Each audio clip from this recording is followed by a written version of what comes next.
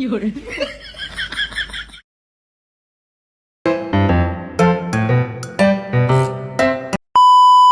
Ang magkakaibigan, yan dapat ang nagtutulungan. Tama. At dapat mas nandiyan ka sa oras ng mga pangangailangan Tama. o kalungkutan, hindi lang sa oras ng kasiyahan. Tama.